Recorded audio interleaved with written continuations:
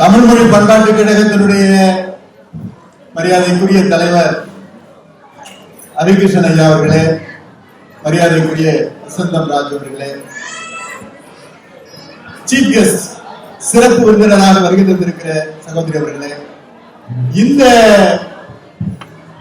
சமூக மன்றத்திலே பணியாற்றிக் கொண்டிருக்கிற இந்த விழாவினை மிகச்சிறப்பாக ஏற்பாடு செய்திருக்கிற அத்துணை நல்ல உள்ளங்களே, உங்கள் அத்தனை பேருக்கும் நெஞ்சம் நிறைந்த வாழ்த்தினை வணக்கத்தினை தெரிவித்து ஆரம்பிக்கிறோம். இந்த தமிழ் மொழி பண்பாட்டு கழகம் அப்படின்னு சொல்லும் போது என்ன பெருமை அப்படின்னு கேட்டீங்கன்னா, சொல்லுவாங்க சொல்வல்லன் சோர்விலன் அவனை இகழ்வலன் யாருக்கும் அறிந்தும்பான். நல்லா பேசக்கூடிய ஆற்றலை நம்ம கொடுக்கணும், எல்லாருக்கும் இருக்கணும். ஏன்னு கேட்டா பொய் சொல்றவங்க கூட திறமையா பொய்ய சொல்லி உண்மையாக்கி விடுவான். உண்மையாகவே இருந்தா கூட சொல்ல தெரியாம பொய்யனா மாறிடும். ஏன்னா இந்த பேச்சாற்றல்ங்கிறது ரொம்ப ரொம்ப முக்கியம். தம்பி மகிழ்ச்சியா இருக்கலாம், ஒண்ணு நமக்கு கொஞ்சம் தண்டனை கிடையாது, எல்லாம் பாரு. ஏன்னா நம்மகிட்ட பரவணும் மகிழ்ச்சிங்கிறது. அதனால சொன்னாங்க, பொய்யுடை ஒருவன் சொல் வன்மையினால் மெய்ப்போடுமே மெய்ப்போடுமே, மெய்யுடை ஒருவன் சொல்ல மாட்டாமையினால் பொய் போடுமே பொய் போடுமே. அதனால பொய்ய கூட பொருத்தமா சொல்றதுக்கு ஆளுமை இருக்கு, அழகா சொல்லுவான், பொய் மெய்யா தெரியும். அதனால பேச்சாற்றல் அப்படிங்கிறது ரொம்ப ரொம்ப முக்கியம். இன்னைக்கு பொங்கல், தை பொறந்தா வழி பொறக்கும் தங்கமே தங்கம், தங்க சம்பாவில் விளையும் தங்கமே தங்கம், தை பொறந்தா வழி பொறக்கும் தங்கமே தங்கம். நம்முடைய முன்னோர்களுடைய எதிர்பார்ப்பு என்னன்னு கேட்டா, தை மாசம் பிறந்துருச்சுன்னா நகை நட்டுகள் வாங்கலாம், துணிமணிகள் வாங்கலாம், வீட்டுக்கு காசு சேரும், இப்படி எல்லாம் ஒரு நம்பிக்கை. பொங்கல்னா என்ன? பொங்கல்னா குடும்பத்துல மகிழ்ச்சி பொங்கணும், சந்தோஷம் பொங்கணும், காசு பணம் பொங்கணும், நகை நட்டு வாங்கணும். இன்னைக்கு இருக்கிற விலைவாசினா எங்க நகை வாங்குறதுன்னு அதெல்லாம் பாக்குறீங்க, வாங்கணும், சேரணும், எல்லாம் இருக்கட்டும். அருமையா சொன்னார் நம்முடைய நிகழ்ச்சி தொகுப்பாளர், பழையன கழிதலும் புதியன புகுதலும் வலுவல கால வகையின நானேன்னு பாட்டு. இது 1000 வருஷத்துக்கு முன்னாடி சொல்றான் பாருங்க. நம்ம கலாச்சாரத்தை 1000 வருஷத்துக்கு முன்னாடி சொல்லி இருக்கிறான். பழசு போகும் புதுசு வரும், அதை நீ ஏற்றுக்கோ. எவ்வளவு அறிய முடியும்.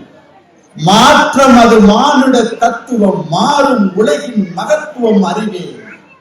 மாறும் உலகம், அதுக்கு நீ அடாப்டேஷன் ஆனாத்தான் வாழ்க்கை, ஆனாத்தான் இருக்க முடியும்.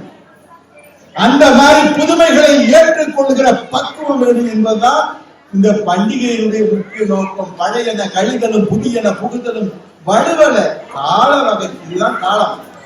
இதை ஏற்றுக்கொள்ளணுங்கிறதா நம்முடைய தமிழ் மொழி இவ்வளவு சிறப்பு. இது பாருங்க, அடிப்படை என்ன தெரியுமா? தேங்க்ஸ் கிவிங் அர்த்தம். தேங்க்ஸ் கிவிங்னா நம்ம பார்க்கிறோம், மேலாட்டார் நன்றி அறிதல் என்பதை ஒரு பண்டிகையாக, ஒரு கோலாகலமாக, ஒரு கொண்டாட்டமாக அவர்கள் வைத்திருந்தார்கள். ஆனா 2000 வருஷத்துக்கு முன்னாடியிலிருந்தே பொங்கல் பண்டிகை நன்றி, நன்றியை பத்தி திருக்குறள்ல 10 பாட்டு இல்ல. ஆக பார்க்கிறோம், நன்றி மறவாத நல்ல மனம் போதும் என்றும் அதுவே நம் மூலதனமாகும் இல்லையா? அந்த நன்றியை தெரிவிப்பதுதான் நம்முடைய இயற்கைக்கு நன்றி. இயற்கை என்ன அப்படி பெரிய விஷயம் கேட்கிறீங்களா? இயற்கை எல்லாருக்கும் பொதுவானது. இயற்கை அன்னை தந்ததெல்லாம் எல்லோருக்கும் சொந்தமடா, எனது உனது என்பதெல்லாம் இடையில் மாறும் பந்தமடா. இயற்கை அத்தனை அற்புதம். காற்றும் நீரும் வானும் நெருப்பும் பொதுவில் இருக்குது. மனிதன் காலில் பட்ட பூமி மட்டும் பிரிஞ்சு கிடக்குது.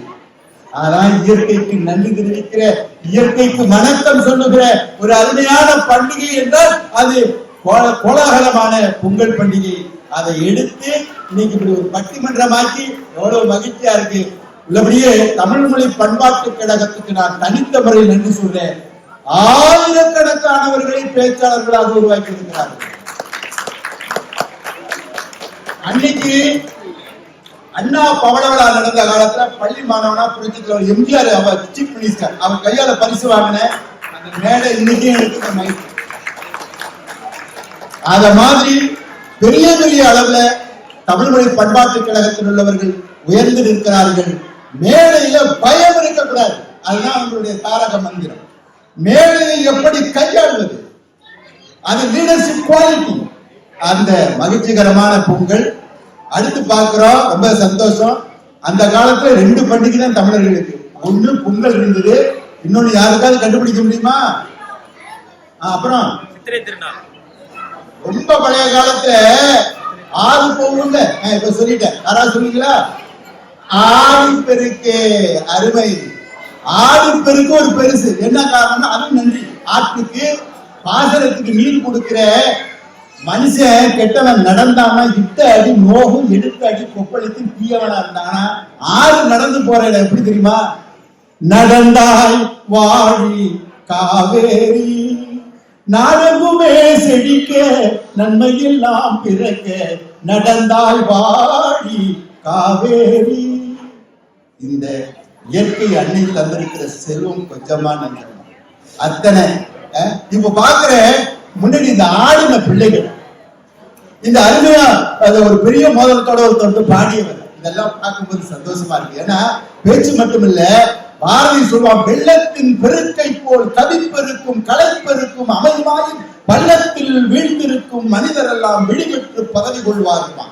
எல்லாம் நடக்கணும். பாட்டு, கச்சேரி, இசை, இயல் எல்லாம் இருக்கணும். அப்பதான் மொழி வளரும். அப்பதான் நம்ம மகிழ்ச்சியோட இருக்கலாம். Life is a celebration. வாழ்க்கை ஒரு கொண்டாட்டம். எப்படி இருக்கீங்க தம்பினா அப்படின்னா நமக்கு என்ன மாதிரி நல்லா இருக்கேன் அப்படியே எல்லாருக்கும் பார்ப்போம். சில பேரு லைஃப் செலிப்ரேஷன் முன்னிட்டு உட்காந்து வாழ்க்கை எப்படி இருக்கு, அது இடையில ஊத்துன ரசம் மாதிரி எப்படி போகுது இப்படி போகுதா என்னன்னு தெரியலையா வாழ்க்கை. உலகம் பிறந்தது நமக்காக, ஓடும் நதிகளும் எனக்காக, மலர்கள் மலர்வது எனக்காக, அன்னை மடியை விரித்தாள் எனக்காக, தவழும் நிலவாம் தங்கிறதும் தாரகை பதித்தன மணிமகுடம், குயில்கள் பாடும் கலை கூடம் கொண்டது நமது அரசாங்கம், குயில்கள் பாடும் கலை கூடம் கொண்டது நமது அரசாங்கம். எல்லாரும் அமைதியாயிட்டாங்க பிள்ளைங்கெல்லாம். சந்தோஷம். பாட்டை கேட்குறீங்க.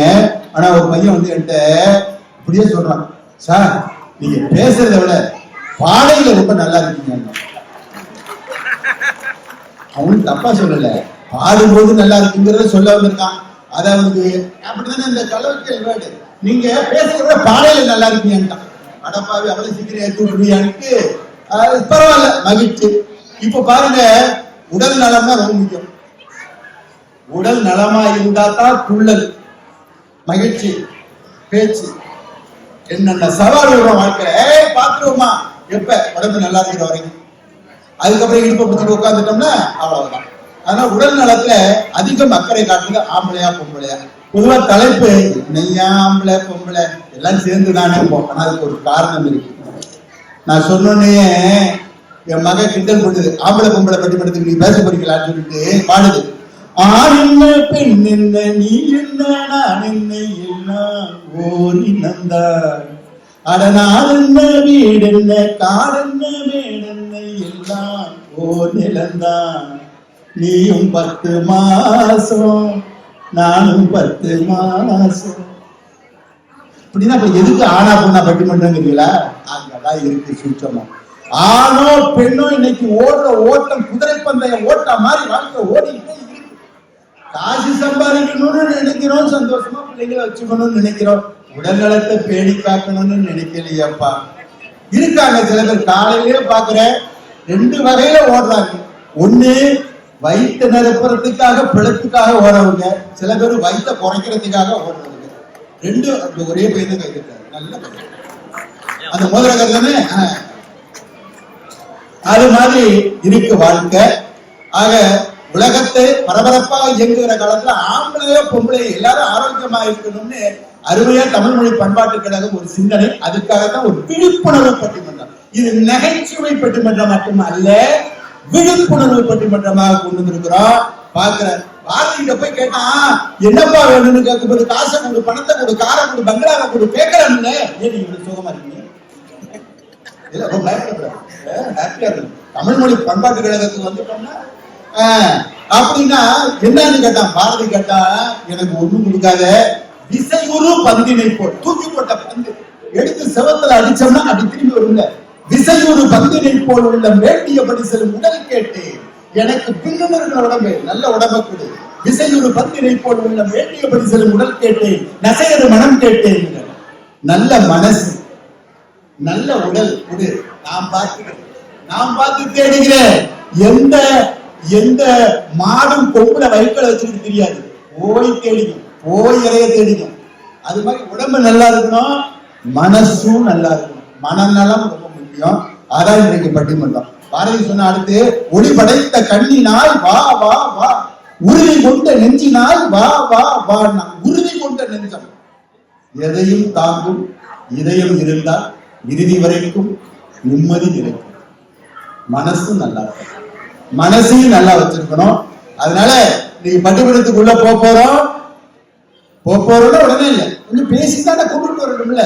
இல்ல ஆக நமக்கு நம்ம வாழ்க்கை எப்படி இருக்கு? ஓடி ஓடி உழைக்கணும், ஊருக்கெல்லாம் கொடுக்கணும், ஆடி பாடி நடக்கணும், அன்பை நாளும் கிடைக்கணும். ஓடி ஓடி உழைக்கணும்.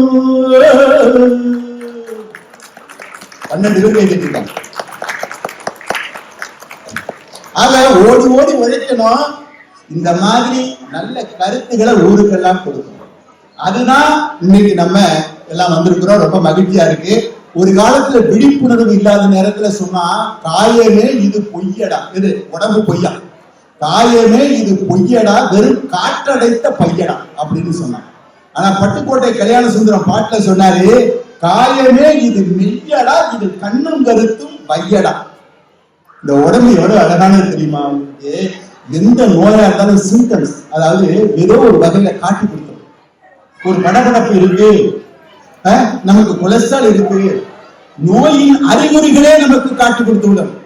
அதனால சொன்னா வள்ளுவன், நோய் நாடி, அப்புறம் நோய் முதல் நாடி, அப்புறம் அழுதடிக்கும் வாய் நாடி வாய்ப்பற்ற. முதல்ல ஏன் நோய் வந்துச்சு அதெல்லாம் நமக்கு பாருங்க, எவ்வளவு இலக்கிய செம்மை நமக்கு. அப்படி பாக்குறோம். அந்த காலத்துல எல்லாம் எலும்ப கடிச்சு, நல்ல எலும்பு கேள்விப்பட்டீங்க, நல்ல எலும்பு அப்படி கடிச்சு மடக்கு சத்தம் வரும் அப்படின்னு சொல்றோம். இப்ப கரும்பு இருக்கு, உங்க கரும்பை சீவு கொடுக்க சொல்றாங்க, சீவு தான் சாப்பிடுவாங்க, அப்படி கடிச்சு பல்லு. அதனால ஆளும் வேணும் பல்லுக்கு உறுதினு சொன்னாங்க. இயற்கையோடு இயைந்து வாழ்ந்த வாழ்க்கை இருந்த போது நமக்கு உடல்ல தெம்பு இருந்துச்சுப்பா, நல்ல இருந்தவங்க. இப்ப பாக்குறேன், அவர் சொன்னாரு, உடல் வளர்த்தேன் உயிர் வளர்த்தேன். திருமூலர் சொல்லியிருக்காரு, இந்த உடல் பாதுகாத்துக்கிறது நமக்கு புது சொல்லு. உடல் வளர்த்தேன் உயிர் வளர்த்தேன். உடம்பு நல்லா இருந்தா தான் உயிர் இதுல தங்கும். அதனால இது மிகப்பெரிய விழிப்புணர்வு. அந்த காலங்கள்ல எங்காவது நடைபயிற்சி இருந்ததான்னு கேக்குறீங்களா?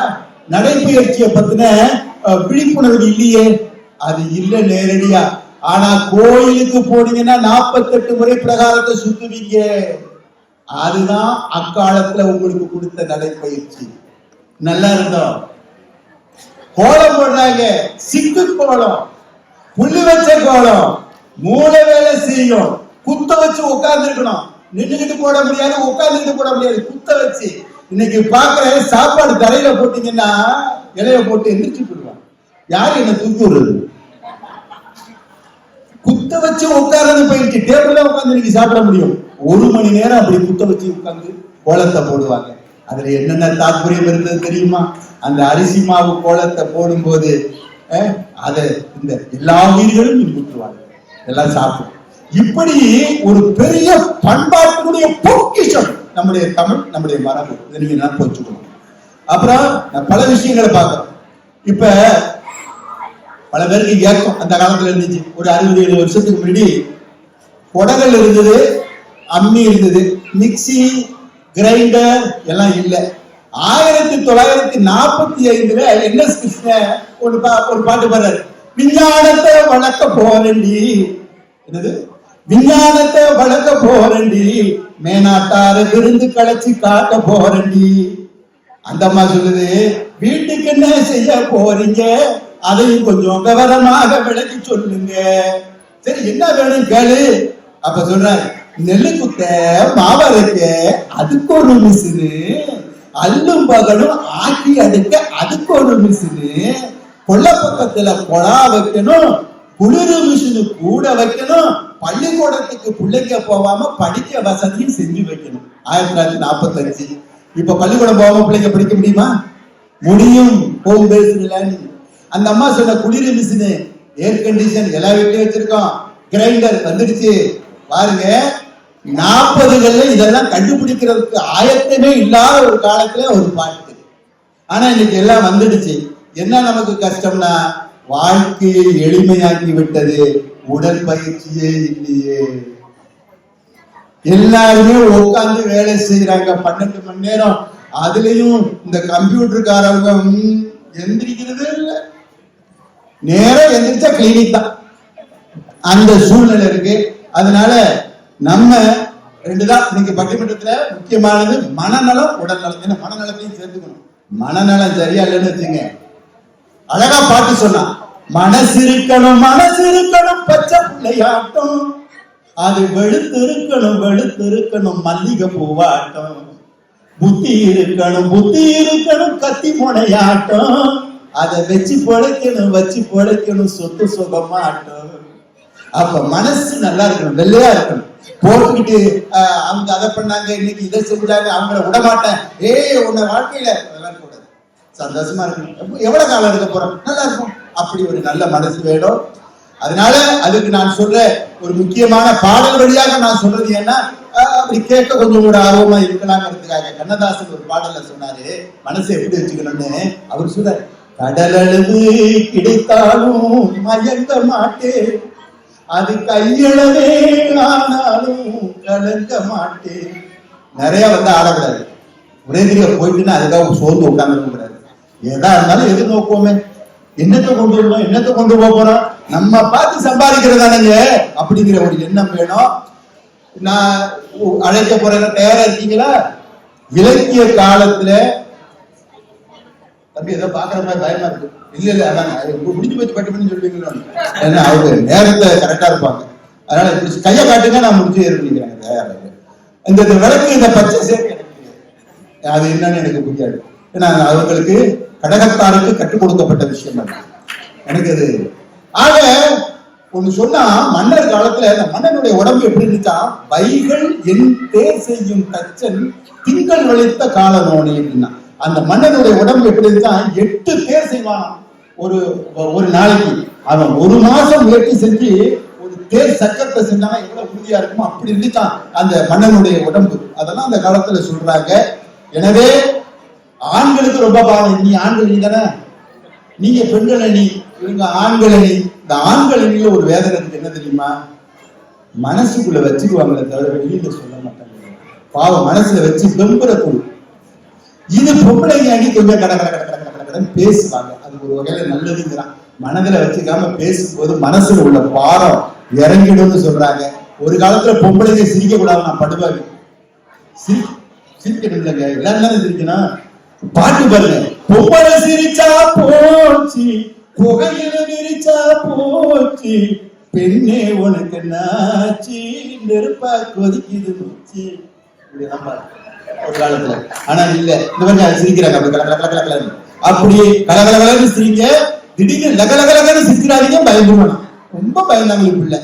அதனால இப்ப நேரடியா பட்டிமன்றத்தை கூப்பிடுவோம். ஆண்களே அப்படிங்கிற அணியில இருந்து அசோக் அவர்கள் வராரு. அசோக் வாங்க. அசோக் தொடக்க உரைப்ப சிறப்பா அருமையா கொடுக்க போறாரு. வாங்க, உரையை தாங்க. ஆண்கள் உடம்பு நல்லா வச்சுக்கிறது அப்படின்னு பேசுறேன். நன்றி. பேச தொடங்கினால் சபையில் இருக்கும் அனைவரையும் சிரிப்பு மலையில் திட்டு முக்கார செய்யும் எங்கள் நடுவர் நகைச்சுவையின் நங்கூரம் ஐயா அவர்களுக்கு என்னுடைய முதல் வணக்கம். இது வரைக்கும் நிறைய பட்டம்லாம் கொடுத்திருக்காங்க. நகைச்சுவை நங்கூரமா இது நல்லா இருக்கு. 2026 நவீன உலகத்துல ஆரோக்கியத்தில் அக்மாத் சின்னம் ஆண்களே தான் என்று ஆணித்தனமாக பேச வந்திருக்கும் என்னுடைய அணி நண்பர்களுக்கும், காலையில நல்லா வயிறு உள்ள பிரியாணியை சாப்பிட்டுட்டு இங்க உடல் நலத்துல அக்கறை பத்தி பேச வந்திருக்கும் என்னுடைய எதிரணியினருக்கும் மற்றும் இங்கு கூடியிருக்கும் மக்கள் உங்கள் அனைவருக்கும் என்னுடைய பொங்கல் சிறப்பு வணக்கங்கள். நடுவர் அவர்களே, ஆரோக்கியன்றது எங்கேருந்து ஆரம்பிக்குது?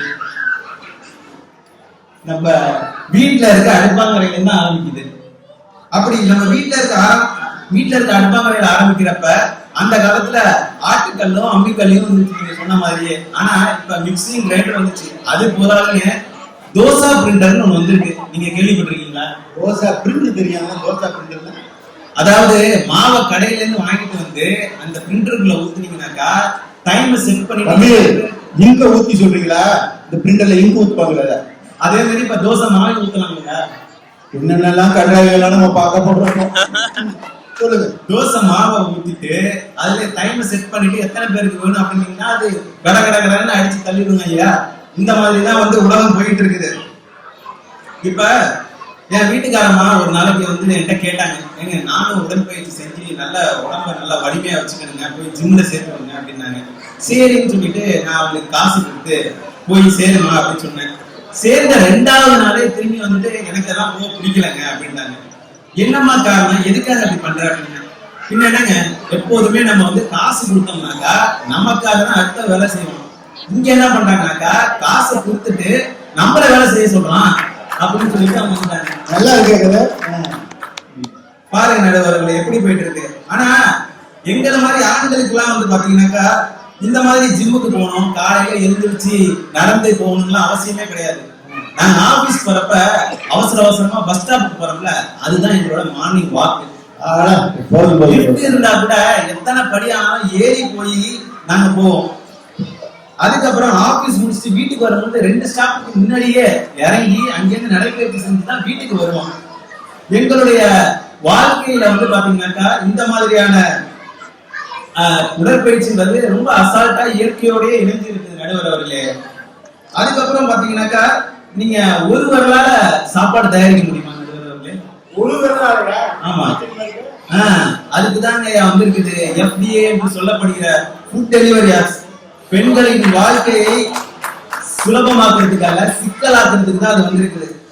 பொதுவா பாத்தீங்கன்னாக்கா நாம அந்த செயலிகள்லாம் உபயோகப்படுத்துறப்ப பாத்தீங்கன்னாக்கா அதை சர்ச் பண்றதுக்கு ஒரு 10 நிமிஷம், அதுக்கப்புறம் ஆர்டர் பண்றதுக்கு, அதுக்கப்புறம் வீட்டுக்கு வரதுக்கு 2 மணி நேரம் ஆயிடுங்கய்யா. அதுக்குள்ள நீங்க சமைச்சே சாப்பிடலாம். நானும் ஒரு நாள் ஆர்டர் பண்ணி பார்த்தா கடைசியில வந்து 2 மணி நேரம் கழிச்சு வந்துச்சு. சரி வீட்டு சாப்பாடு அது நல்லா இருக்குன்னு சொல்லி நானும் சேர்ந்து சாப்பிட்டேங்கய்யா. சில சமயம் தான் அந்த மாதிரி நான் பண்றேன். பொதுவாகவே பெண்களுக்கு டாக்டரோட இந்த ஹெல்த்தி ஆப்ஸ், ஹெல்த்தி டிப்ஸ் எல்லாமே அவங்களுக்கு நல்லாவே தெரியும். வீடியோ உட்காந்து வீடியோஸ் பார்ப்பாங்க, எப்படியெல்லாம் நல்லா ஹெல்த்தியா வச்சிருக்கணும்னு பார்ப்பாங்க. உதாரணத்துக்கு ஒன்று சொல்றேன், 7 மணிக்கே டின்னர் சாப்பிடணும் அப்படின்றத 8 மணிக்கு சமைக்காம உட்காந்து பார்த்துட்டு இருப்பாங்க. அது மட்டும் இல்லையா, 12 மணிக்கு உட்காந்து 10 மணிக்கே தூங்கிடணும், அதுக்கு முன்னாடி ஸ்கிரீன் டைம் ஆஃப் பண்ணணும், அதையும் உட்காந்து பார்த்துட்டு இருப்பாங்க. ஆனா நாங்களாம் அப்படி இல்லையா. இந்த சிங்கப்பூர்ல இருக்க ஹெல்த் ப்ரமோஷன் போர்டு அறிவிச்சிருக்கிற ABCD அப்படிங்கிற வகைப்படுத்தி இருக்கிறத நாங்க தெளிவா எங்க போனாலுமே பார்த்து வாங்கிட்டு வருவோம். வீட்டுக்கு வாங்கிட்டு வர்றதுக்கு முன்னாடியே நாங்க கிரேடை செக் பண்ணுவோம். கிரேடை செக் பண்ணி கேட்டை போட்டுருவோம். வீட்டுக்குள்ளே அந்த மாதிரியான பொருட்களை வரவே விட மாட்டோம். உணவே மருந்துன்னு நம்மளுடைய முன்னோர்கள் வந்து நம்ம கிட்ட நிறைய சொல்லியிருக்காங்க. வாழ்க்கையை அதை நடைமுறைப்படுத்தி கொண்டிருப்பது ஆண்கள் மட்டும்தான்.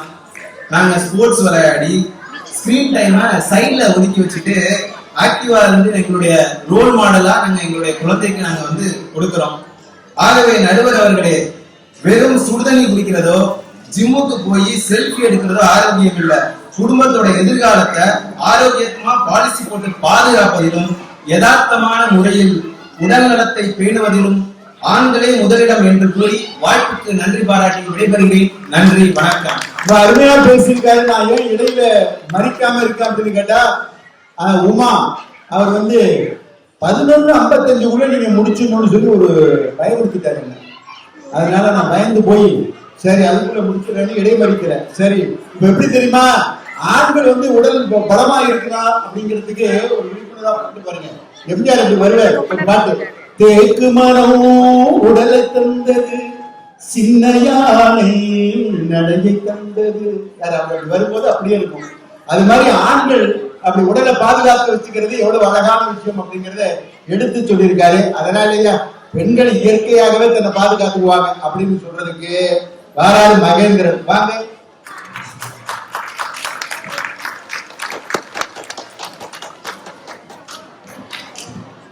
மதிப்புக்குரிய நடுவர் அவர்களே, அன்பிற்குரிய என் அணி நண்பர்களே, எதிரணியில்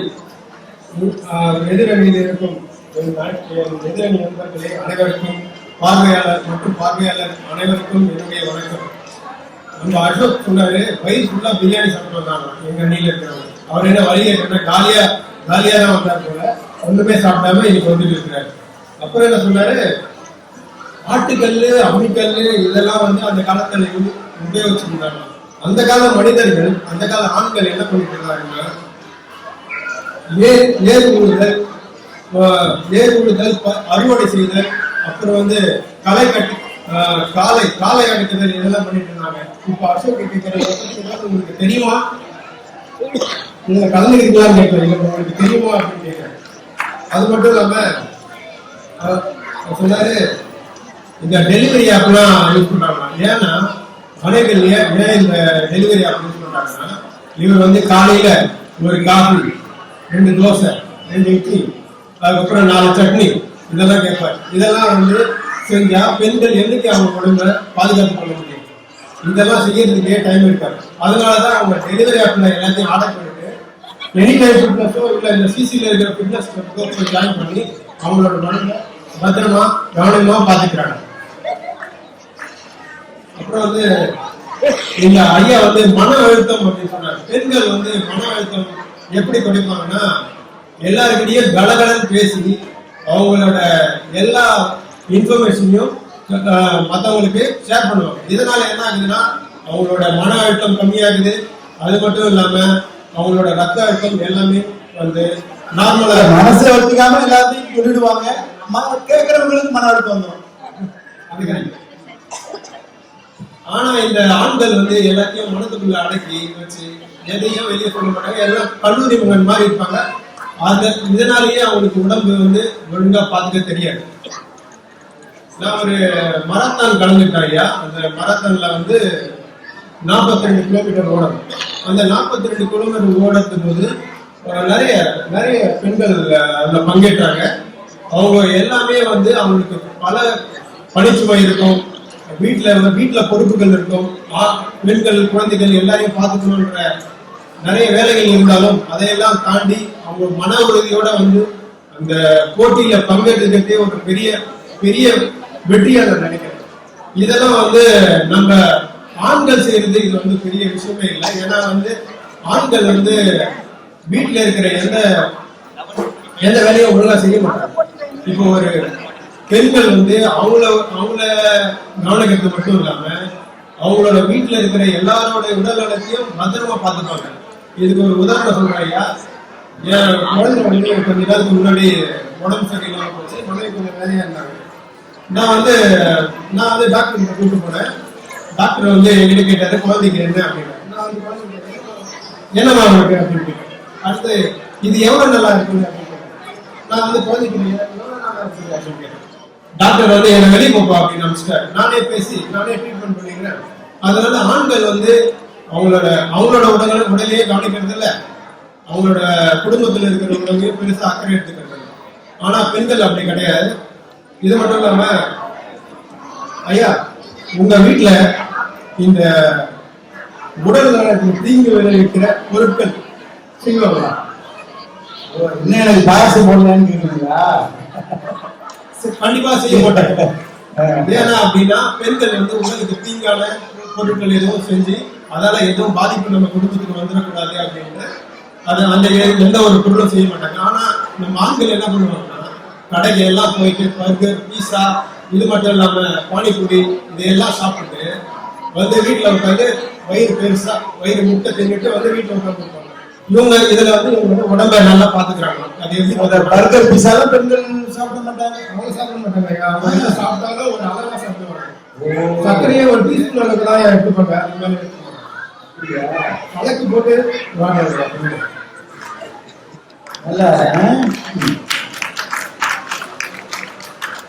அப்புறம் இந்த ஆண்களுக்கு அவங்களோட முடி திருத்தம், சவரம் செய்தல், இது தவிர ஏதாவது அவங்களோட பராமரிப்புக்கு ஏதாவது பண்றாங்க? உங்களுக்கு ஏதாவது தெரியுமா ஐயா? அது எனக்கு முடி வளர்றதுக்கான பராமரிப்பு எனக்கு தெரியும். திடீர்னு வளர்ந்துட்டு இருந்தாங்க. ஆனா பெண்கள் அப்படி இல்லையா? மசாஜ், மெடிக்யூர், பெடிக்யூர், அப்புறம் இன்னும் நிறைய எனக்கும் சரியா தெரியல ஐயா. ஆனா இதெல்லாம் செஞ்சு அவங்க சர்ம பராமரிப்பு, இந்த சர்ம பராமரிப்பு வந்து நீங்க வந்து தம்பி, நான் 25, 30, 40 வருஷமா பைத்த மாவு எடுத்து முகத்துல தடவேன். வேற எதுவுமே எனக்கு தெரியாது. அது ஒண்ணுதான். நான் ஷைனியா இருக்கணும் இல்லையாங்கிறது நீங்க தான் சொல்லணும். அப்படியா? எது தேவையெல்லாம் போட்டுட்டேன். சரி. ஆகவே இந்த உடலை அக்கறை காட்டி கவனித்துக் கொள்வது பெண்களே என்று சொல்லி என் உரையை முடித்துக் கொள்கிறேன். நன்றி, வணக்கம்.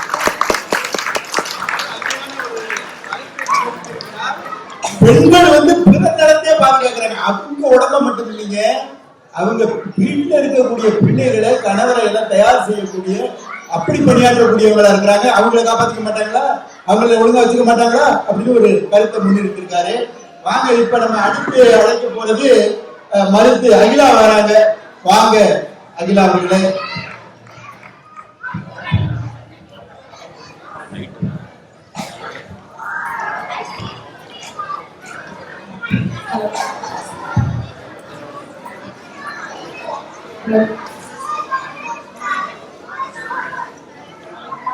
உடல்நலத்தில் அதிகம் அக்கறை கொண்டு கைத்த மாவெல்லாம் போட்டு முகத்தை பொலிவோடு வைத்திருக்கும் எங்கள் நடுவர் அவர்களே, எங்கள் தமிழ் மொழி பண்பாட்டு கழக தலைவர் அவர்களே, செராகம் சிசி உறுப்பினர்கள் அனைவருக்கும் பொங்கல் வாழ்த்துக்களை கூறி என் உரையை தொடங்குகிறேன்.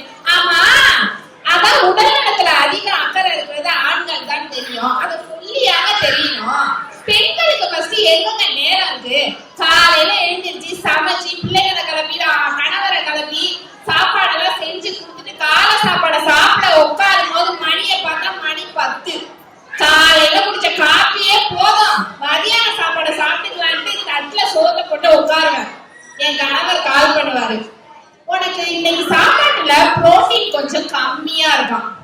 இப்பெல்லாம் இந்த இன்ஸ்டாகிராம் பேஸ்புக்லாம் வந்ததுல இருந்து சாப்பாட்டுல புரோட்டீன் இருக்கணுமா, விட்டமின் இருக்கணுமா, விட்டமின் சி இருக்கணுமா, இப்படி ஒவ்வொன்றா நாங்க பார்த்து பார்த்து சமைக்க வேண்டியதா இருக்கு.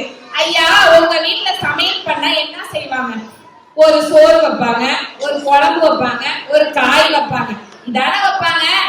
எங்க வீட்டுல இதுக்கு மேல கேட்டா விஷம் வைப்பாங்க. எங்க வீட்டுல 3 காய் 3 விதமா செய்யணுமா, அதுவும் சரிவிகித உணவுல இருக்கணுமா. இந்த சரிவிகித உணவுன்ற வார்த்தைய நான் அறிவியல் புத்தகத்துல 8வது படிக்கும் போது கேட்டேன். இப்ப டெய்லி என் வீட்டுல கேட்கிறேன். சிங்கப்பூர்ல ஆட்டுக்கறி வந்து யார் என்னோட ஃப்ரெண்ட்ஸ் எல்லாத்தையும் கேட்கும் போது, சிங்கப்பூர்ல ஆட்டுக்கறி அவ்வளவா நல்லா இருக்காது, நாங்க சாப்பிட மாட்டோமா. ஆட்டுக்கறியில எத்தனை வெரைட்டி வந்து உங்களுக்கு தெரியுமா? சௌரட்டி தெரியுமா? மூளை தெரியுமா? டெய்லி நான் சமைச்சு கொடுக்குறேங்க ஐயா. உங்களுக்கு சௌரட்டி சாப்பிடணும்னா எங்க வீட்டுக்கு வாங்க. இதெல்லாம் எனக்கு சமைக்க தெரியாதுன்னு என் கணவர்கிட்ட போய் சொன்னேன்னு வச்சுக்கோங்க. சௌரட்டியின் நன்மைகள் என்னன்னு ஒரு பிரிண்ட் அவுட் எடுத்து வந்து கொடுக்குறாரு. அதை பார்த்து படிக்கிறதுக்கு நான் அதை வந்து சமைச்சே கொடுத்துருவேங்க ஐயா. இவ்வளவு என் கணவர் வந்து பண்றாரு. ஐயா, உங்களுக்கு வந்து கிளைசிமிக் இண்டெக்ஸ்னா என்னன்னு தெரியுமாயா? தெரியலம்மா, இன்னும் புதுசா இருக்கு கேக்குறது. கிளைசிமிக் இண்டெக்ஸ் சாப்பாடு வந்து கம்மியா, சாப்பாடுல வந்து கிளைசிமிக் இண்டெக்ஸ் கம்மியா இருக்கிற உணவை சாப்பிட்டாதான் நமக்கு வந்து உடம்பு ஹெல்த்தியா இருக்குமா. அதனால ஒயிட் ரைஸ்ல கிளைசிமிக் இண்டெக்ஸ் அதிகமா இருக்கும். அதனால டெய்லியும் அவருக்கு நான் பிரவுன் ரைஸ் சமைச்சு சாப்பிடுறேன். நல்ல விஷயம் தான் ஐயா. இதனால என்னன்னா, அவர் வந்து பிரவுன் ரைஸ் ஒவ்வொருத்தருக்கும் தனித்தனியா சமைக்கிறதுக்கு பதிலா எல்லாத்துக்கும் ஒரே பிரவுன் ரைஸ் சமைச்சிடலாம். இப்ப நாங்களும் தின்னுட்டு இருக்கோம். அததான் ஐயா, உங்களுக்கு வந்து மினிமலிஸ்ட் ஷூனா என்னன்னு தெரியுமா? சாதாரண ஷூவை போட்டுக்கிட்டு நம்ம ஜாகிங் போனா கால் பாதம்லாம் வந்து ரொம்ப வலிக்குமா. அதனால மினிமலிஸ்ட் ஷூ, அதையும் இத வந்து அமெரிக்கால இருந்து இம்போர்ட் பண்ணி வச்சு இந்த மனுஷன் வந்து ஓடிட்டு இருக்காரு. ஒரு $50 ஒரு சீலை எடுத்து கொடுக்க சொன்னா கொடுக்க மாட்டாரு. மினிமலிஸ்ட் ஷூ வாங்கி ஜாகிங் போறாருங்கய்யா. என் வீட்டுக்காரரை பார்க்கணும்னா அப்படியே ஜன்னலை எட்டி பாருங்க, எங்கேயாவது மாரத்தாண்ட இல்லைன்னா ஜாகிங் ஓடிட்டு இருப்பாரு. ஐயா, என்னோட குழந்தைக்கு வந்து புங்கோல ஸ்கூல் கிடைச்சது. இந்த மனுஷன் எதுலயுமே கண்டுக்க மாட்டாரு. இனிமே நான் டெய்லி பொண்ணை போய் ஸ்கூல்ல விட்டுட்டு ஸ்கூல் வந்துடுறேன் அப்படின்னு சொன்னாரு. என்னடா அது, தவளை தானா அந்த வாழையை கொண்டு கொடுக்குது, தலையை கொண்டாந்து கொடுக்குதேன்னு பார்த்தா காலையில வந்து ஒரு 20 நிமிஷம் சைக்கிளிங் பண்ணா நல்லா இருக்குமா. அதனால டெய்லி இந்த மனுஷன் என் பிள்ளைய கொண்டு விட்டுட்டு போறாங்கய்யா. காலையில கொண்டு பிள்ளைய சைக்கிள்ல விட்டுட்டு வராரு வீட்டுக்கு. 20 நிமிஷம் காலையிலே வந்து பயிற்சியா. அவரும் ஒரு கம்ப்யூட்டர்ல வேலை பார்க்கறவர் தான். நீங்க சொன்னீங்க கம்ப்யூட்டர்ல வேலை பார்த்தா உடல்நலம் வந்து பாதிக்கப்படுது. இப்ப வந்து ஒரு டேபிள் ஒண்ணு வாங்கி வச்சிருக்காரு. அதுல பட்டனை போட்டோம்னு வச்சுக்கோங்க, 1 மணி நேரத்துக்கு ஒரு தடவை அந்த டேபிள் மேல போயிடும். அப்ப நம்ம நின்றுட்டு வேலை பார்க்கணும். அதுக்கப்புறம் 1 மணி நேரத்துக்கு ஒரு தடவை அது கீழே வந்துடும். அப்புறம் உட்கார்ந்துட்டு இருக்கணும். இந்த டேபிள் எல்லாம் அவர் ரிசர்ச் பண்ணி பிள்ளைய பாவம் பார்த்துக்கிட்டு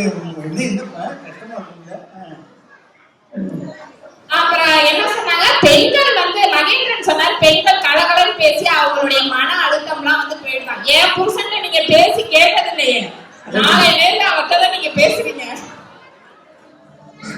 கல்யாணத்தப்ப எல்லாரும் என் புருஷனை திட்டினாங்க. சின்ன பொண்ணா இருக்க அந்த பொண்ணை போய் கல்யாணம் பண்ணிட்டேன்னு. இப்ப எல்லாரும் என்னைய திட்டுறாங்க, உன் புருஷன் இவ்வளவு இளமையா இருக்கா, நீ இவ்வளவு குண்டா வைக்கல அப்படின்னு. என்னமா புதுசா இருக்கு, சின்ன பொண்ணைய கல்யாணம். எனி டைம் ஃபிட்னஸ் ஜிம்முக்கு போய் பாருங்க, எங்கேயாவது லேடிஸ் கூட்டம் இருக்கா? எங்க பார்த்தாலும் ஆண்கள் கூட்டம் தான் இருக்கு. இப்படி யாரும் ஆண்கள் வந்து நம்ம குடும்பத்தோட ஆணிவேர் தான். அவர் வந்து கரெக்டா இருக்கிறதுனாலதான் இப்ப ஏன் குழந்தைகளும் வந்து அப்பா இருக்காங்க, மிட்டாய் சாப்பிட்டா திட்டுவாங்க அப்படின்னு சொல்லி கெடுதலான உணவுப் பொருட்களை வந்து சாப்பிடறதுக்கு கூட பயப்படுறாங்க. அதனால உடல் நலத்துல அதிகம் அக்கறை கொள்வது ஆண்களே அப்படின்னு சொல்லி ஐயா இங்க பாருங்க, போன பட்டிமன்றத்துல கூட உங்களுக்கு வந்து முடி இல்லை, இந்த பட்டிமன்றத்துல முடி இருக்கு. அப்ப நீங்க ஒழுங்கா தேங்காய் எண்ணெய் தேய்ச்சி பராமரிச்சா திடீர்னு முந்தானாம வளர்ந்துருக்கு. அதாவது இதுல இருந்து தெரியலையா ஆண்கள் எவ்வளவு முக்கியத்துவம் கொடுக்குறாங்க உடல் நலத்துக்குன்னு. அதனால ஆண்களே உடல் நலத்துல அதிக முக்கியத்துவம் கொடுப்பாங்க என்று தீர்ப்பை கூறுவார் என்ற நம்பிக்கையில் வாய்ப்பளித்தமைக்கு இடையூறி நன்றி பெறுகிறேன். நன்றி வணக்கம். ஆக அகிலா சொல்றாங்க, அவங்க வீட்டுக்காரரு ஆதாரம் குதிக்கிறாராம், இப்படி போறாராம், என்னென்னமோ சொல்லியிருக்காங்க. அதனால ஆண்கள் தான் உடலை பராமரிச்சு வச்சிருக்காங்க அப்படின்னு அகிலா பேசியிருக்காங்க நகைச்சுவையோடு. அதுக்கு காமாட்சி வராங்க, இல்ல பெண்கள் தான் அப்படிங்கிற அணியை தூக்கி நிறுத்த போறாங்க. 11:55 முடிக்க போறோம். நேரத்துக்கு எல்லாம் வேகமா வாங்க, அழகா தாங்க உங்களுடைய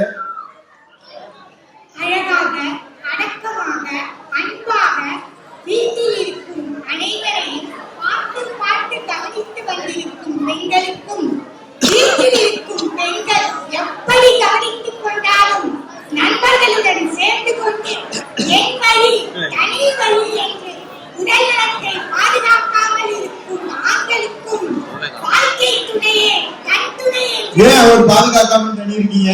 கம்பு முடிட்டு வந்தீங்களா? நல்லா தானே இருக்காங்க பாரு. வாழ்க்கை துணையே கண் துணை என்று வந்திருக்கும் அனுபவ நடுவர் அவர்களுக்கும் முதற்கண் என் நன்றியை தெரிவித்துக் கொள்கின்றேன். பெண்களின் திறமையை பறைசாற்றும் தலைப்பு இந்த காலகட்டத்திற்கு ஏற்ற தலைப்பையா. தன் உடல் நலனில் அக்கறை செலுத்துவதோடு மட்டுமல்லாமல் தன்னை சார்ந்தவர்களின் உடல் நலனின் மீதும் அதிக அக்கறை செலுத்துவதுதான் பெண்மையா. இன்னைக்கெல்லாம் பாத்தீங்கன்னா நமக்கு ஒரு சவால் இன்னைக்கு என்னன்னா, இந்த பிள்ளைகளுடைய சத்தத்தை விட நாம கூடுதலா பேசியாக வேண்டியிருக்கு. கொஞ்சம் பக்கத்துல வச்சுக்கோங்க. இன்னைக்கெல்லாம் ஆண்கள் எப்படிப்பட்ட பெண்களை விரும்புகிறார்கள் தெரியுமா நடுவர் அவர்களே? குடும்பத்தை பார்த்துக் கொள்கின்ற, கணவனின் உடல் நலத்தை பார்த்துக் கொள்கின்ற, கணவனின் அம்மா அப்பாவை பார்த்துக் கொள்கின்ற, நல்ல சமைக்கக்கூடிய, நல்ல படிச்சிருக்கக்கூடிய, நல்ல அழகா இருக்கக்கூடிய அன்பான பெண்ணை தான் விரும்புகிறார்கள். இப்படி எல்லாம் பெண்கள் மல்டி ஸ்கில்ஸோட இருக்கணும்னு வச்சுக்காங்களே, அவர்கள் உடல் நலன்ல அக்கறை செலுத்தினா மட்டும்தான் ஐயா முடியும். ஆனா பாருங்க, இந்த வீட்டுல இருக்க பொண்டாட்டி பேச்ச எந்த புருஷனும் கேட்கறது கிடையாது, அம்மா பேச்ச எந்த ஆம்பளை பசங்களும் கேட்கறது கிடையாது. இந்த எதிரணியில பேசுறாங்களே அகிலா, 3 வகையான காய்கறிகள் புரோட்டீன் உணவுலாம் அவங்க வீட்டுல இருந்து சமைச்சு கொடுக்குறாங்களாம்.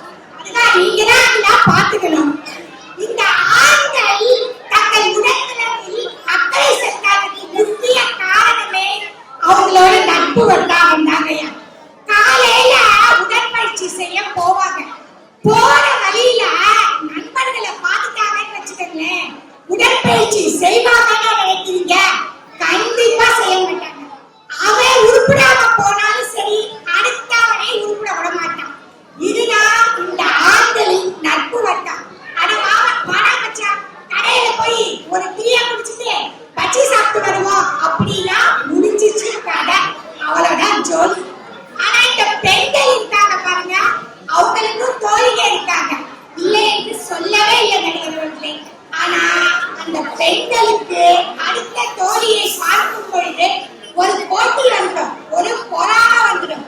அவளை விட நாம உடல்நிலையை குறைக்க வேண்டும் என்கின்ற எண்ணமும் வந்துடும். என்ன செய்வாங்க, ஹோட்டல்ல போய் சாப்பிடும் போது கூட அந்த பெண்களை விட குறைவாக தான் சாப்பிடுவாங்க, தோழியை விட. ஆனா ஆண்கள் என்ன பண்ணுவாங்க, வலிச்சு வாங்கி சாப்பிடுவாங்க. என்ன மாமாவை எப்படி தெரியுமா அவர்களே, இளைஞரா இருக்கும் பொழுது பாடி பில்டரா இருந்தாரு, திருமணம் ஆகும் பொழுது சிக்ஸ் பேக்ஸை காமிச்சு மார்க்கெட்டிங் சொல்லுவாரு. திருமணத்துக்கு பிறகு என்னோட கவனிப்புல நல்லா குண்டு குண்டுன்னு ஆயிட்டாரு.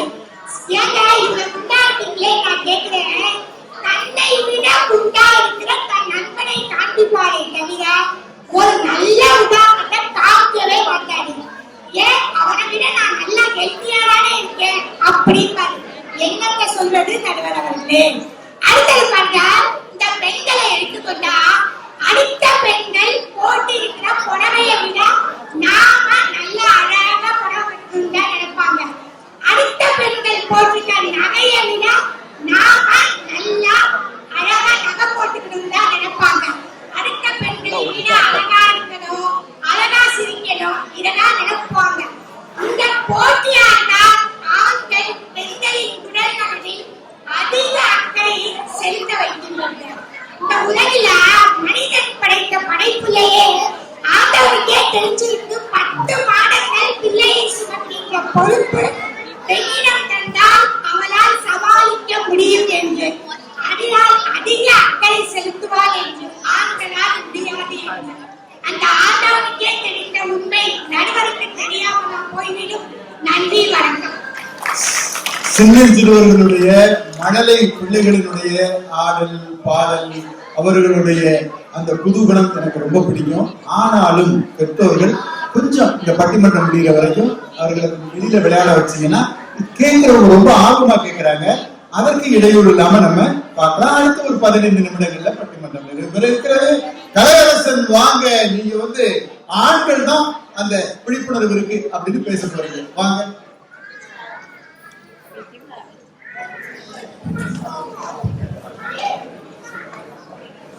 தாயே தமிழே என்னுள் இறங்கி அருள் புரிவாயாக.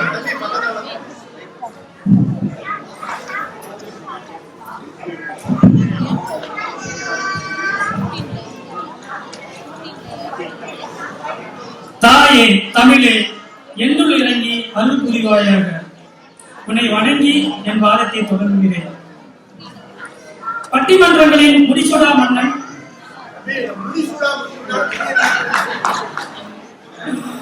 தன்னுடைய உடல் நலத்தில் மீதும் தீரா காதல் கொண்டு என்று பதிலாக இருக்கும் பண்பாளர் இன்றைய பட்டிமன்றத்திற்கு ஒரு சரியான தீர்ப்பை வழங்க வந்திருக்கும் நடுவர் ஐயா மன்னை ராஜகோபால் அவர்களே, எனது அணிக்கு வலு சேர்த்த நண்பர்களே, எதிரணியில் அமர்ந்திருந்து வலுவிழந்த அன்பர்களே, அதிகாலை வலுவிழந்த நண்பர்களே, புயல் அது காற்று வலுவிழந்து விட்டது.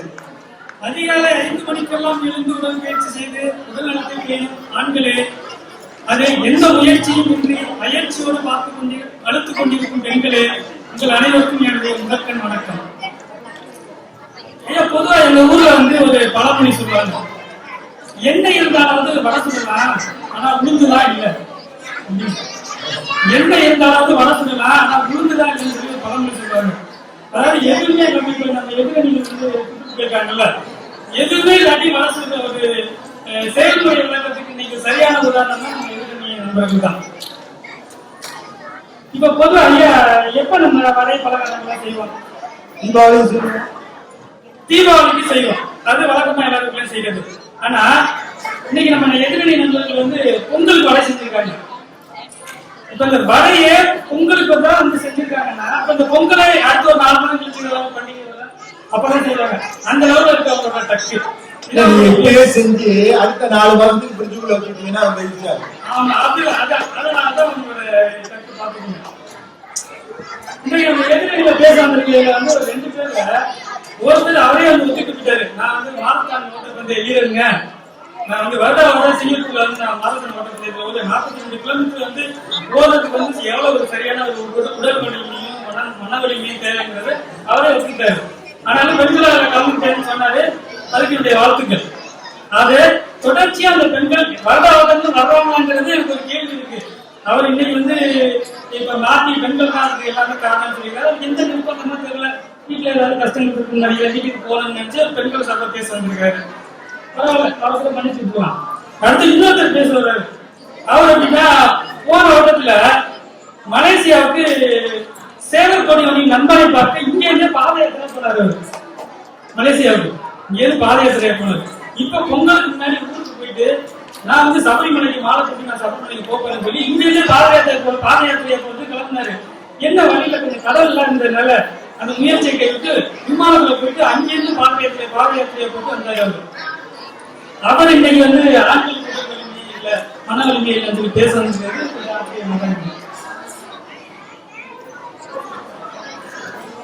அடுத்து நம்ம அவர் மகேந்திரன் வந்து பேசும்போது ஒரு கருத்து சொன்னாரு. உங்களுக்கெல்லாம் வந்து காலை இறக்க தெரியுமா, ஏறு தழுவுதல்லாம் என்ன தெரியுமா அப்படின்னு வந்து ஒரு கேள்வியை கேட்டாரு. இதுக்கு நான் பதில் சொல்லணுங்கிற அவசியம் இல்ல. இப்ப சமீபத்துல உங்களுக்கு போயிட்டு ஊர்ல காலை இறக்கிட்டு வந்தா அவர் நீங்க மணியா அதுக்கு பதில் சொல்லுவாரு. காலை இறக்குறதுலாம் என்ன, ஏறு தழுவுதல்லாம் என்னங்கிறது அவரே அதுக்கு பதில் சொல்லுவாரு. அவருக்குலாம் போயிட்டு வந்து போட்டோலாம் போட்டு பயங்கரமா ஒரு நல்ல செலிப்ரேஷனா கொண்டாடிட்டு வந்தாரு. காலை அடக்கினவரா வேடிக்கை பார்த்தவரா? இல்ல, காலை அடக்கினவர். அதனால அதுக்கு அவரே பதில் சொல்லுவாரு. அடுத்து நம்ம காமாட்சியை காட்டு வந்தாங்க. காமாட்சியை காட்டு வந்து சொன்னாங்கன்னா நல்லா சமைக்கக்கூடிய பெண்கள் வந்து இன்னைக்கு வந்து பெண்கள்லாம் நீங்க நல்லா சமைக்கிறாங்க அப்படிலாம் சொன்னாங்க. நான் அதை வந்து தனிப்பட்ட முறையில் சொல்ல முடியாத சூழல்ல இருக்கிறேன். சொல்லி விரிவான விளக்கம் கொடுக்க முடியாத ஒரு சூழல்ல இருக்கிறேன். பரவாயில்ல. இன்னொன்று அவங்க என்ன சொன்னாங்கன்னா, நான் நல்லா சமைச்சு கொடுத்தனால எங்க வீட்டுக்கு வந்து நல்லா குண்டாயிட்டேன் அப்படின்னு. அதாவது இவங்களே குண்டு வைப்பாங்களாம், அதை இவங்களே வந்து எடுப்பாங்களாம். இது எப்படி இருக்குது? இவங்களே நல்லா சமைச்சு போட்டு அவங்க உடல் ஆரோக்கியத்தெல்லாம் கெடுத்துட்டு இப்ப பாருங்க, ஆண்களே வந்து உடல் ஆரோக்கியமே இல்லைன்னு சொல்லி ஒரு அவங்கதான் குண்டாயிட்டாங்க அவங்க சொன்னாங்க. அவங்களுக்கு தான் விளக்கம் சொல்லணும். பொதுவாக அந்த ஆண்களோட உடல் நலத்திற்கும் பெண்கள் உடல் நலத்தை பெறுவதற்கும் உள்ள வேறுபாடு என்னன்னா, ஆண்களுக்கு வந்து ஒரு இலக்கு இருக்கும், பெண்களுக்கு ஒரு தற்காலிக வெற்றி இருக்கும். ஒரு தற்காலிக வெற்றி அடைந்தா போதுன்னு சொல்லிட்டு அவங்க வந்து உடல் நலத்தை பேணுவாங்க. இதுதான் வந்து பெண்களுக்கும் ஆண்களுக்குமான வேறுபாடு. பொதுவாக வெந்ததை தின்று விதி வந்து சென்றால் ஆண்கள், வெங்காயம் தின்று விதி வருவதற்கு முன்பே சென்றால் அது பெண்கள். அன்புக்குரிய வாய்ப்புக்கு நன்றி விடைபெறுகிறேன். நன்றி, வணக்கம். அருமையா உரை நிகழ்த்தி இருக்கிறாரு. நான் அதிக குறுக்கீடு இல்லாம 11:55க்கு முடிச்சு கொடுத்துடணும். அப்பதான் தமிழ் மொழி பண்பாட்டு கழகத்துல இந்த வருஷம் எனக்கு அந்த அவார்டை கொடுப்பாங்க. அதனால நான் முறையாக முடிப்போம். வாங்க, மணி காலை அடக்கின மணி. அதனால ஏதாவது பொதுவாக என் மனசு அந்த பாட்டு தான் இருக்கா?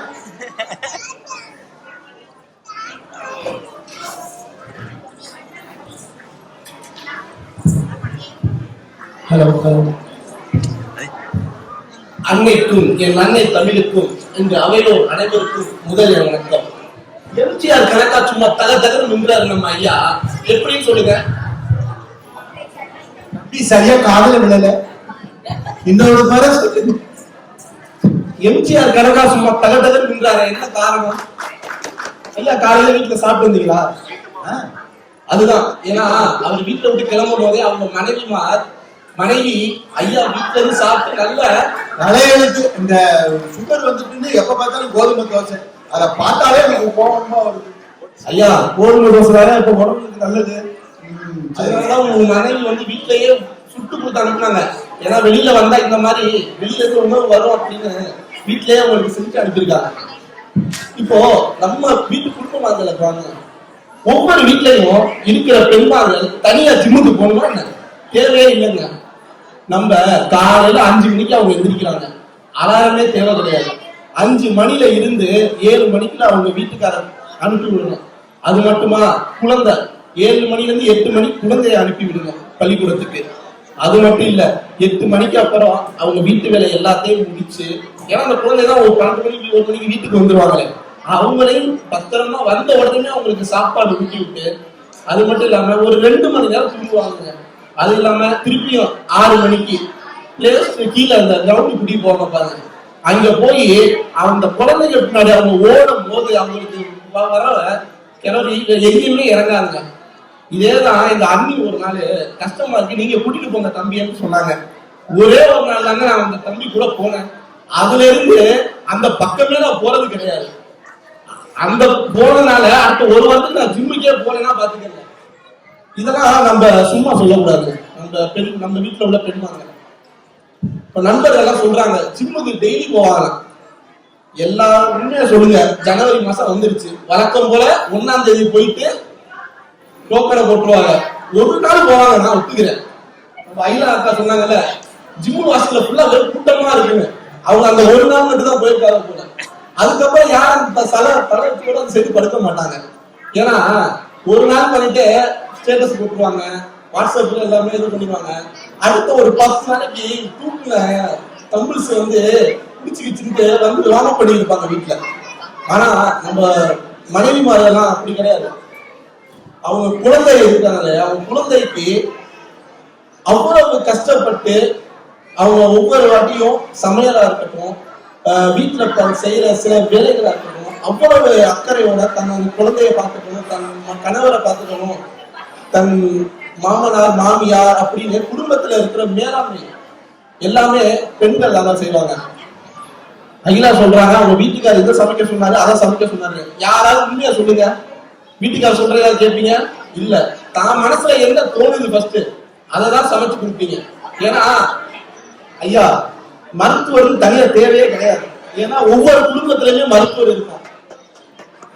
ஒவ்வொரு வீட்டுல இருக்கிற பெண்களே மருத்துவர் தாங்க. நீங்க சொன்னீங்களே அந்த மாவெல்லாம் போட்டு தேய்ப்பீங்க இல்லையா? அது உங்களுக்கு யார் சொன்னது?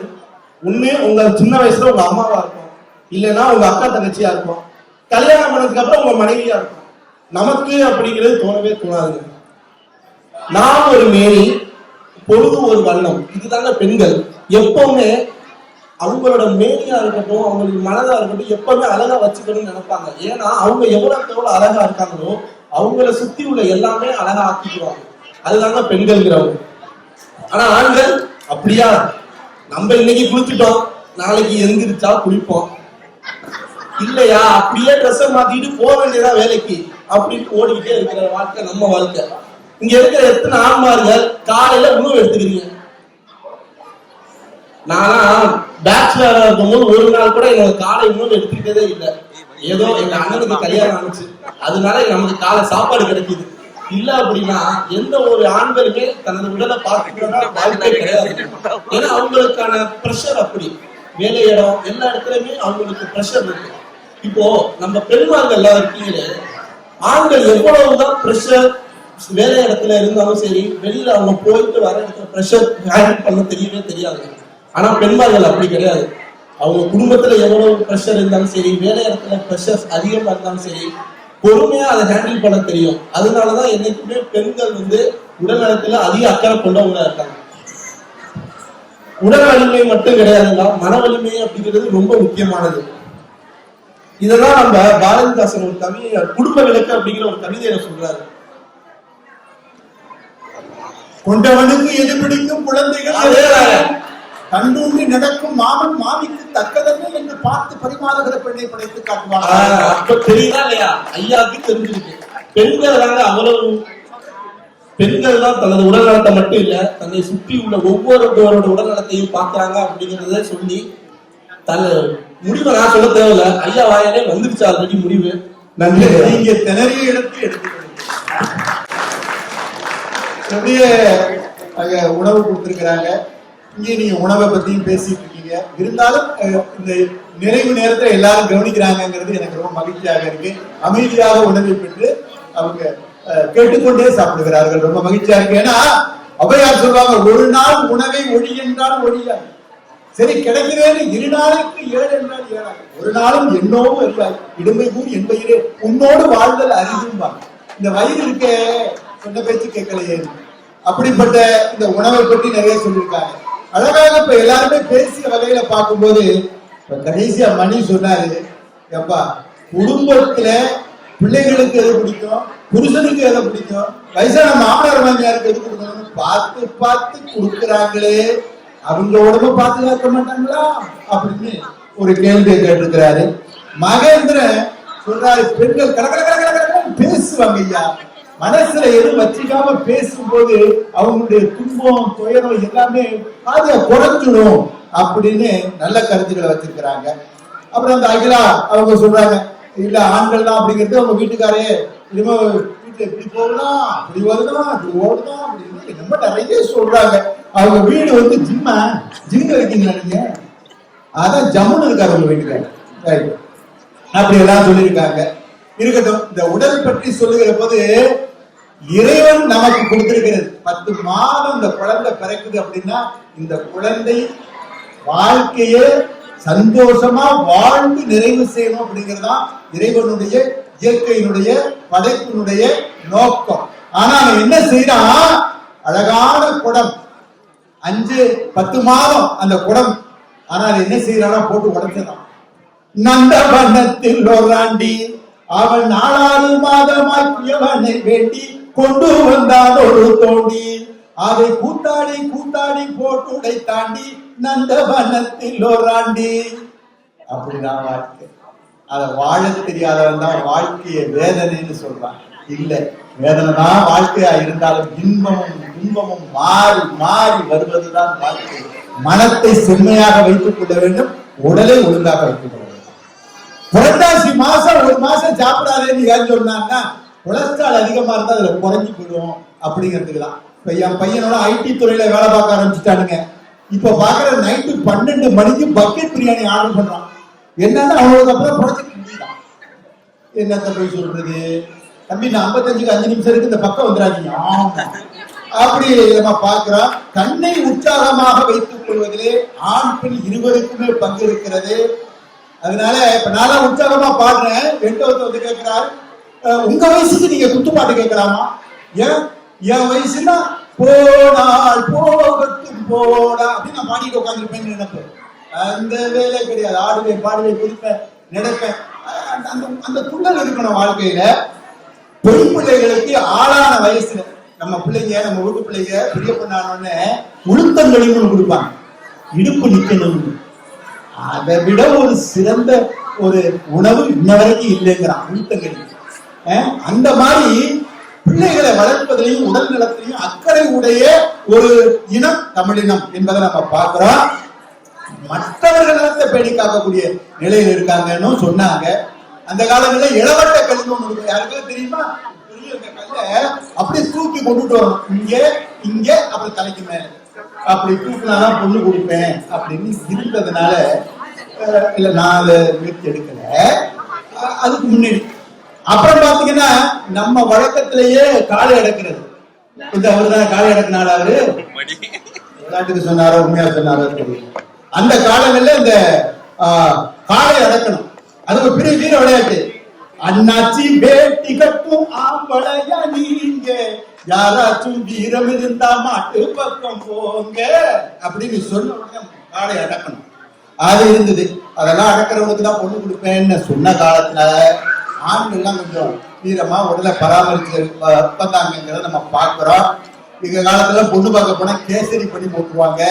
அதெல்லாம் பெண்கள்கிட்ட இருக்கு. சிலது ஆரோக்கியம் குறைவாக இருந்தாலும் புருஷன் சந்தோஷமா சாப்பிடணும்னு இந்த பொண்ணு பார்க்க போனா அந்த காலத்துல கேசரி அதை வாயில போட்ட உடனேயே சில பேர் அப்படிதான் செஞ்சுட்டு அந்த வாயில எடுத்து போட்ட உடனே அப்படியே கேட்கிறேன், பொண்ணு பிடிச்சிருக்கா? நான் வாயை கிடைக்க முடியல அப்படின்னா பாருங்க எப்படி ஆச்சரியமா பாக்குறான் பாரு, பிடிச்சிட்டோம் அப்படின்னா அந்த மாதிரிதான் இருக்கும். இருந்தாலும் கணவன் பிள்ளைகளுக்கு கொடுத்து மீறி இருக்கக்கூடிய உணவை புருஷன் சம்பாதிக்கிற காசை வேஸ்ட் பண்ணலாமான்னு அதை எடுத்து சாப்பிட்டு சாப்பிட்டு சாப்பிட்டு தியாக திருவுணம், தியாக உள்ளங்கள், நல்ல மனசு படைச்சாங்க. தாய்னா யாருங்க? நாளெல்லாம் பட்டினியாய் இருந்துடுவாள், ஒரு நாளையை நம்பசி கொடுக்க மாட்டாள், மேலெல்லாம் இணைத்திட பாடுபட்டு நாம் மேன்மையாய் வாழ செய்திடுவார். பிள்ளைக்கு பசினா தாங்க மாட்டா, உணவை வேஸ்ட் பண்ணக்கூடாது, வீணாக்க கூடாதுன்னு சொல்லி 9 நாள மெழுகு தன்னை உருக்கி கொண்டு ஒளி கொடுக்கும்.